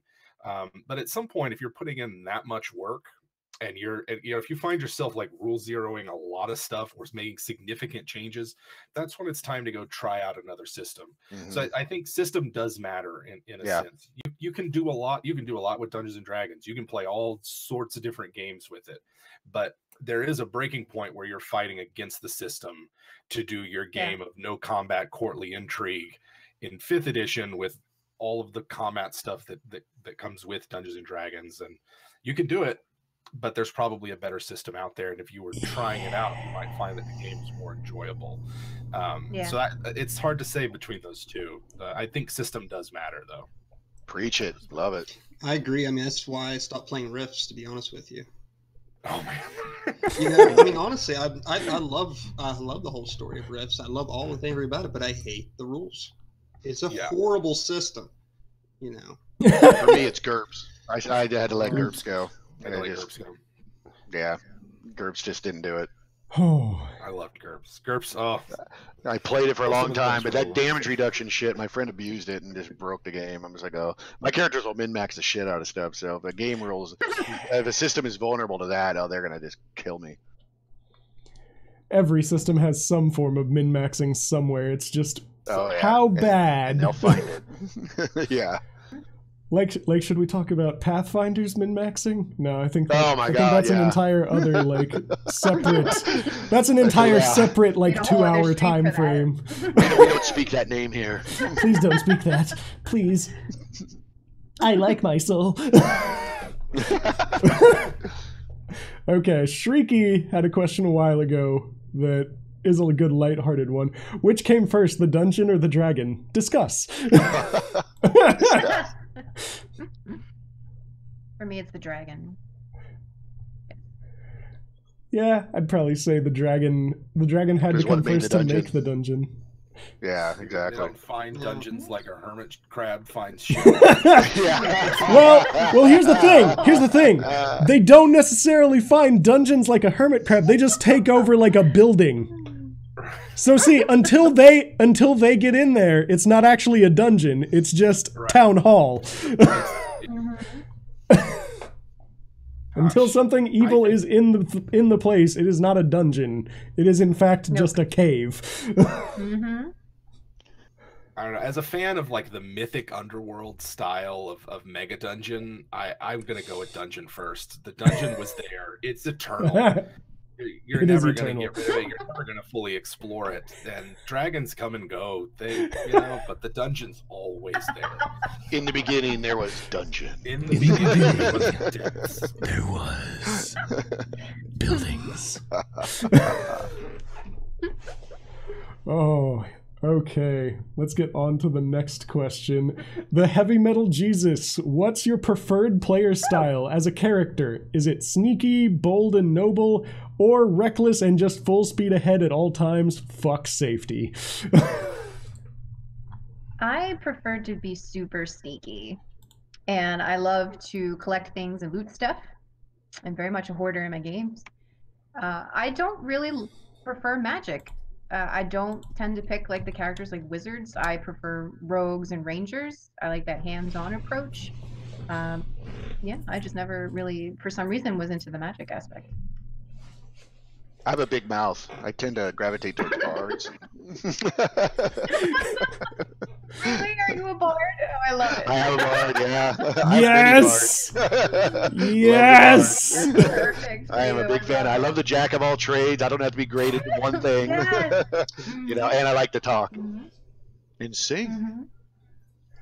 Oh, how about you, Saevrick? I have a feeling, but I'm not sure. You're probably right. I'm not a big the combat in most role-playing games is not something that I find highly enjoyable to begin with. I enjoy the role-playing aspect, so I do tend to gravitate more towards the espionage and the sneaky stuff, the diplomacy, those sort of classes. Which, I mean, I guess within 5th edition they've kind of made them more combat oriented.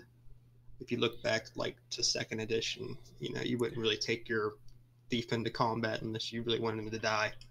You wouldn't. So that's the only thing I do miss about 2nd edition to 5th edition. But I still try to keep that little pearl in me, of that's how I want to play my character. Yeah, like rogues have definitely gotten a bit more combat focused as of late, while still being the skill monsters. I mean, it's not just rogues. I mean, it's all classes, really. This is very true. Yeah, like that change I feel really started happening around like 4th ed. Like 3.5 kinda had that, but 4th ed was really like everybody's in combat. And then 5th ed, they're like, okay, we'll just kind of keep that, I guess. How about you, Jim?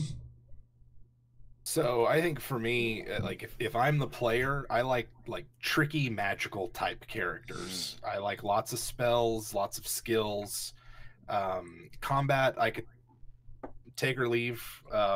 If it's a DM who's like really into making elaborate set piece type battles, that can be fun. The war gamer in me comes out, and I start doing my tactical stuff. That can be fun. But like overall, I really like my characters to be tricky and magical.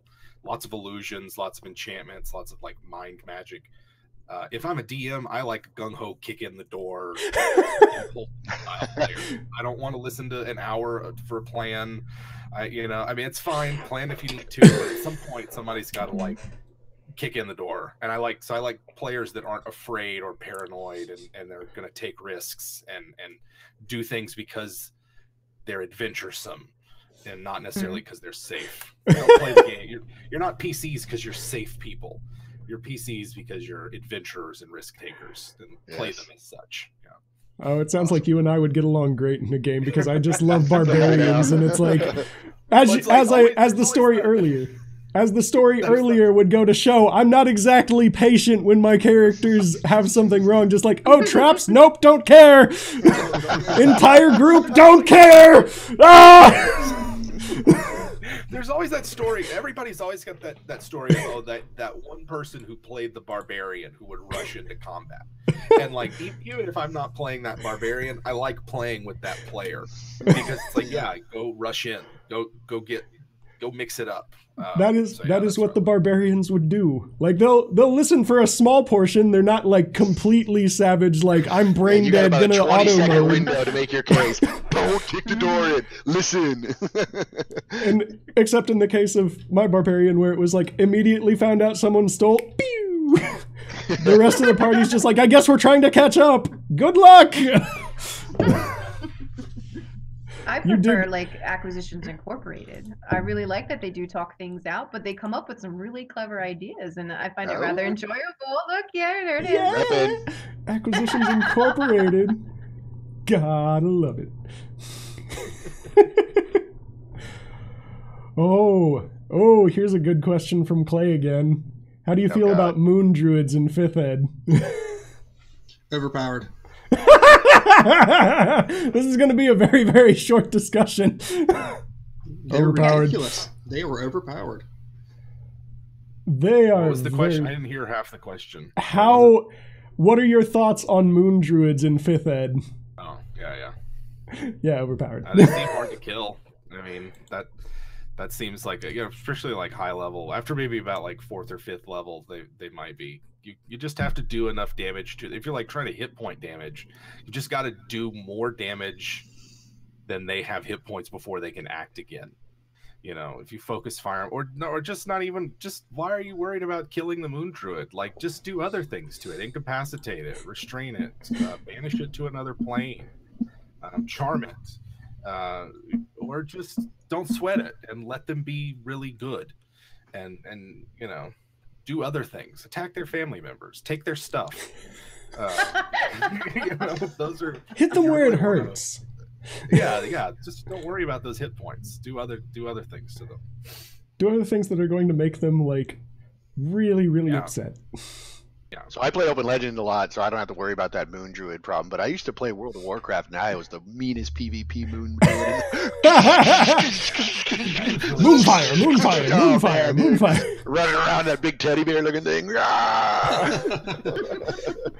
owlbear. Yeah, the owlbear. Boom druids. Boom druids. Boomkin. Up.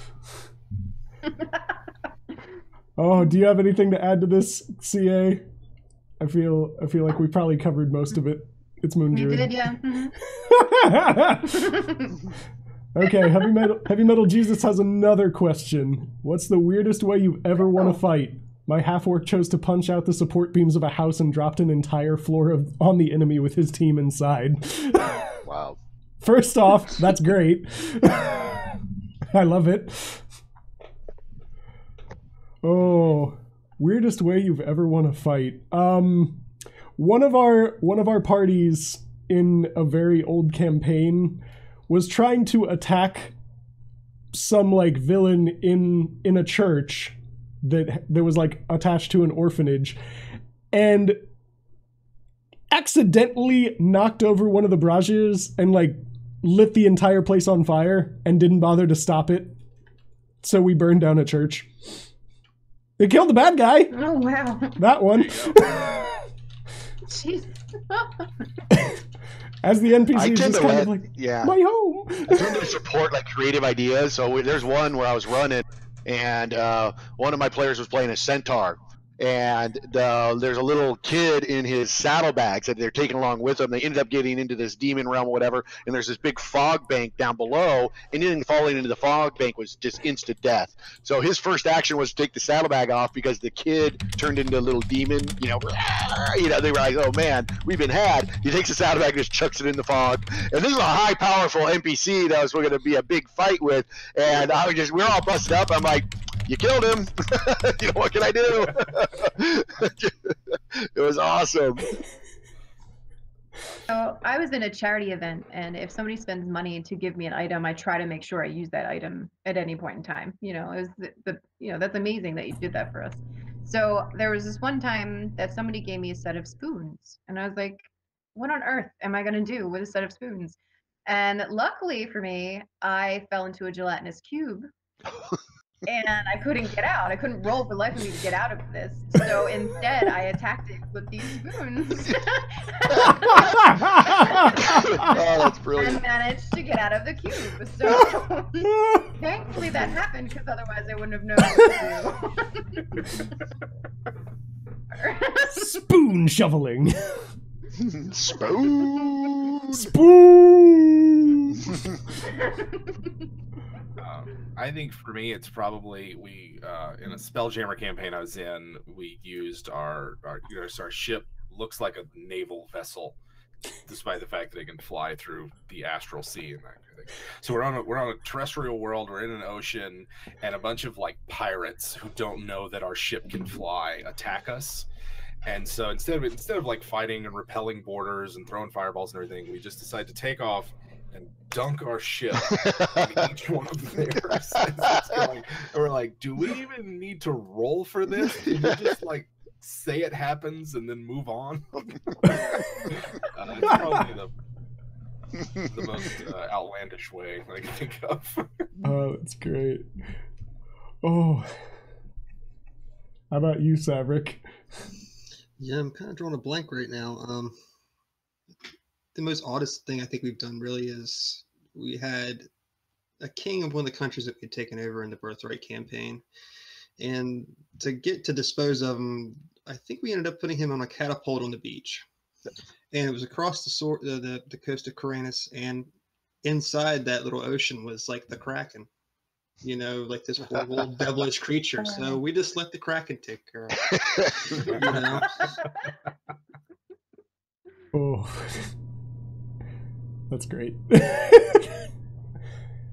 Okay, Hacksbox83 has another question. How do you deal with absent players when the idea for the story relies heavily on having the full party there? I don't actually do that in my campaigns where it requires everyone to be there. Yeah, that can sometimes be like a really, really tricky situation. Sometimes if it does require the full party and everyone can't be there, sometimes you just have to delay. I've had to delay Just so many before. people have crazy schedules to get everybody there every week can be tough, so I just never added that in my campaign. Yeah, I'd say that's kind of the way you have to do it. If you do have a group where attendance is sporadic, and that's how it's been for most of my gaming life, because nobody has the same day off to get together. It sucks, right? Like, you want to be able to have this idea for a quest or a story or whatever you're doing that involves everyone. But if you've got that group where you can't rely on who's going to be there for whatever reason, then you might want to avoid those kind of plots and schemes in your game, or just delay and just be like, yeah, this does require everyone to be here, so if we can't, then play board game, somebody else can DM, whatever else you can think of. Do like side missions as well. Side missions, just take downtime. Yeah, that I see that a lot. Yeah, it's always a good time to take it and go through a character's backstory. Really, if you could, have another player NPC the character for the time being, if you want to go that route, or you could all have this choice of suspension of belief that the character was not there to begin with. However you want to take care of it, but like you said, I'd rather just have a campaign where either one, everybody shows up, which good luck on that one, or just to go ahead and and delay it, preferably. Heck, I feel blessed that basically every Monday I can almost guarantee on all you guys showing up, Saevrick and the rest of those ones. It's thank goodness. You're welcome. But yeah, I really think that like the, for lack of a better word, filler episodes can be really good as well, like where you just kind of deal with like backstory and just like, even though you're on your way to something, you literally just have like conversations about something, or like some random event happens where it's like, you're waylaid by bandits and they stole your key. Somehow, go kill them. It's not like the highest adventure thing ever, but sometimes it's just one of those like, well, we can either postpone or we can play and it'll be like filler. Because something important's about to happen and everybody needs to be here. Or in CA's case, just don't have those type of things. If you're not there, something happened. Mm-hmm. Oh, let's see here. Clay has yet another good question. Who was Clay. Clay is bringing all the good questions. Who was your favorite GM ever? Just either someone who's run you, or someone who is just your greatest GM inspiration. Woo, well, wrong chat. At the risk of angering the other GMs that I'm in the campaign with in the lobby, my favorite is Neuroversion. He lets me be as creative as I want to be. I come up with the craziest ideas and he makes it happen. If I want to make, like, I had a bard who wanted to have a guitar that, set on fire. And I wanted to create my guitar to have an axe on the end of it so I could use it as a weapon, and he finds ways to make these things happen. And if I want to take a leap of faith and jump off a cliff, we figure out a way to survive that, or he helps me get creative with the items that I have. And just because of that, he's a really great DM. Nice. I'm actually really curious to hear Jim. Oh, Nizuul first. Jim? No, let's get Jim. This is tough. I just so rarely play, particularly outside of like one-shots, that it's hard for me to like have sat for a long time with a character in a campaign to do it. I don't know that I have an answer to this, Clay. I'm really sorry. I know you probably worked a long time on these questions. Heartfelt and honest, sincere answer from them. Long time. I really don't know. I mean, I like watching some of the more like professional DMs just to kind of see how they do things, like Perkins and Mercer, and like watching them to see what it is that people seem to be kind of drawn to. And of course, you can't help comparing yourself to them and saying like, well, how would I handle a certain situation? For me, that's kind of the fun of watching a D&D stream, is to be like, what would I do if I were the DM in that situation? So I enjoy watching them, but calling them like my favorite or something is probably too strong. Enjoyable is whatever. That's my BS answer. Deal with it. Well, I've been the DM in our group the whole time, so I am recently coming on really chance to play some characters because we have two GMs in our group now, and those two are just killing it. So I've been like, wow, they've grown just like into like really good dungeon masters, and I've been so happy. But my favorite dungeon master out there is Mercer, and I know it sounds cheesy just to pick that guy, but okay, he's a voice actor, I get it, but if you really look deep and analyze, he is a fantastic dungeon master, because his encounter design is just top flight. He definitely is like the guy I look up to the most, I think. Yeah, and his storytelling is incredible. Oh my God, yeah. Now he's got it all. But you can tell he tries, though. You know what I mean? He's not trying just to be Mr. Voice Actor. He's being a dungeon master and running a full-fledged campaign, so it's authentic. So it's not just like, yeah, because I'm not the hugest fan. I know Acquisitions is popular, but theirs is more kind of feels like more of a performance-y thing. When I see him rapping on stage and things like that, it's kind of getting away from the game. So I'm not. I mean, I love it. I get it. But when I watch Critical Role, I'm watching a game. I'm watching an authentic Dungeons and Dragons game, and I appreciate his efforts as a DM. So that's me, Ansa.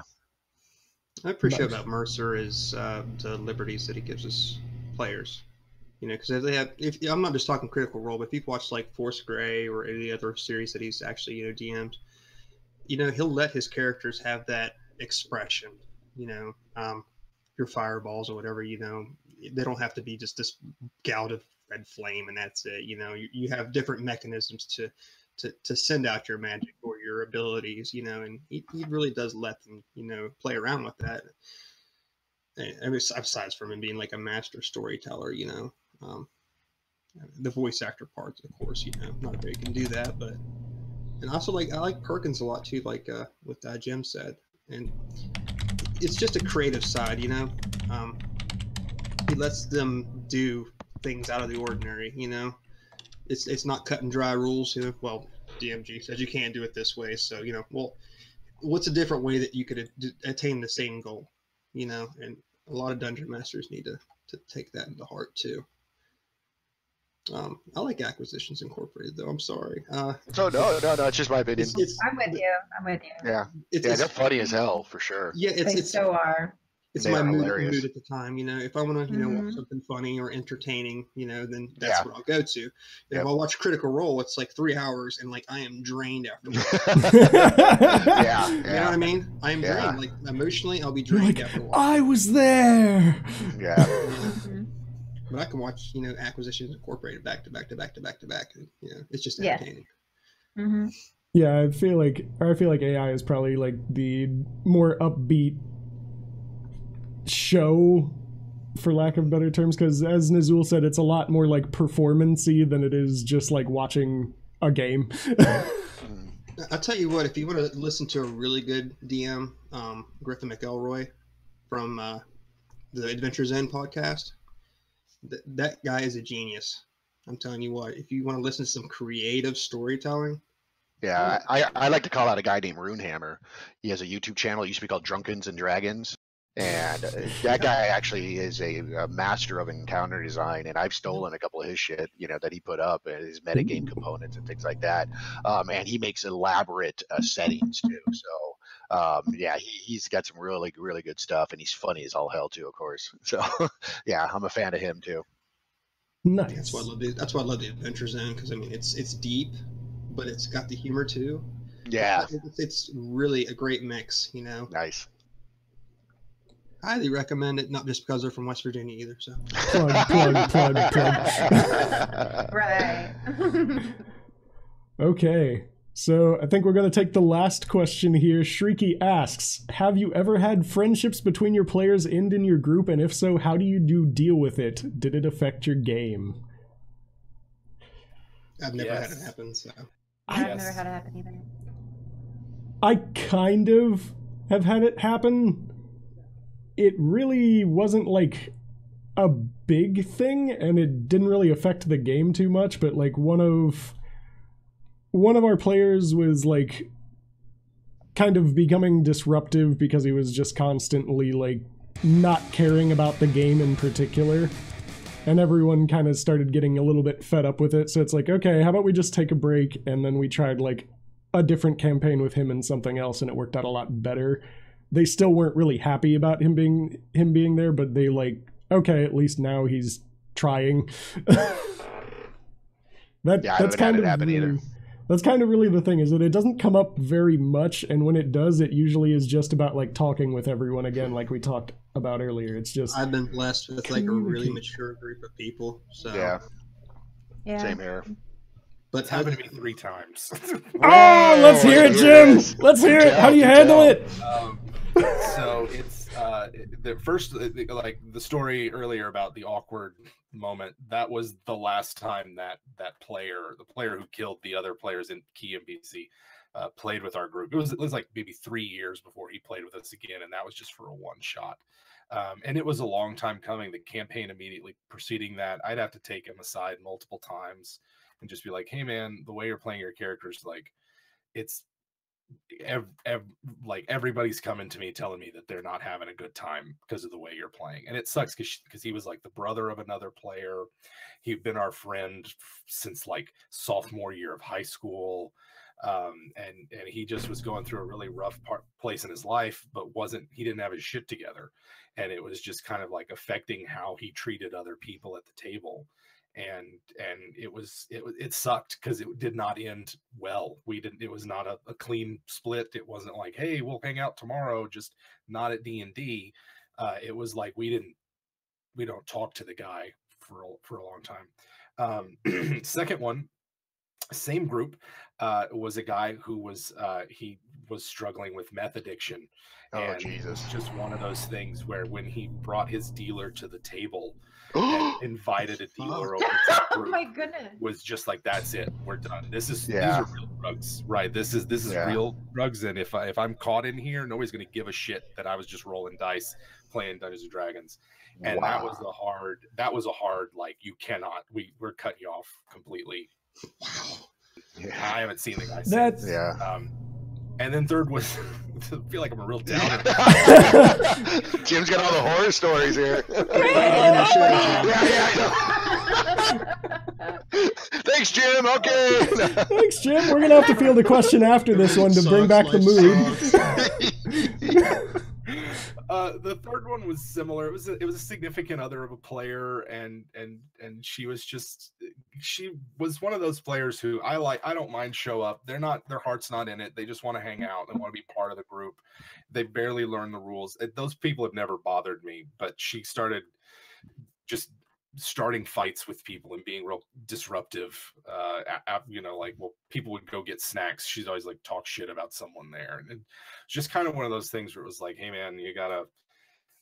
And this was the only one where I was able to talk to that player and then tell her like, hey, it doesn't seem like you're having a good time at our game. Do I have that? Have I read that right? Is everything okay? And it really kind of like opened up like, yeah, I don't really like this game.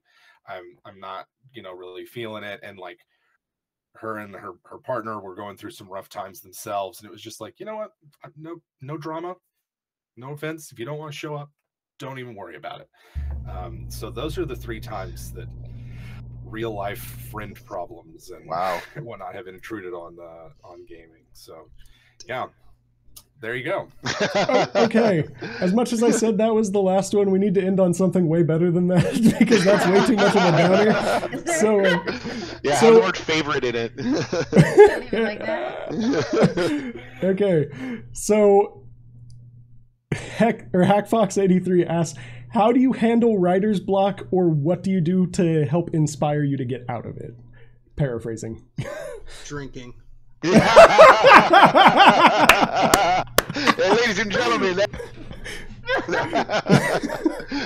the secret! It is revealed. Music, movies, take a walk. I mean, just let your mind relax. Yeah, exactly. And stop trying to think about it. Exactly. Yeah. Stop think about that it. That is probably the biggest thing. Literally do anything else. Yep. Read. Yep. Relax. Go take a bath. Listen to some music. Yep. Watch a movie. Eventually, it'll just kind of like tick, tick, tick, tick, tick, tick, tick, tick, tick, tick. But I have a theory though that we have one mind, and it's just what frequency you're on, and creativity is at this frequency, and so you just need to, like you say, when you take the bath and get through this, do the walking, you kind of just gravitate towards that, and then incoming, download happening, it just kind of happens organically. Oh yeah, because I'm not gonna lie. Yeah. Oh my gosh. Yeah. How many times have you done that? Scrambling for a piece of paper or something. I'm not gonna lie. Most of my creative stuff, I'm just sitting there at work, like, yeah. Sudden realization. That's why I always have like a notepad on me. I like constantly have it in my pocket, and I'm just like, really good idea. Ding. I like to surround myself with people that I can talk to about it, like people that are into the hobby but are not necessarily in your campaign. And that's what places like Twitter and everything else are great for, is to just connect with people who don't have a stake in your game but can like recharge your creative juices. And you can just turn to and be like, hey, I don't even know what to do with this thing. Who's got ideas for me?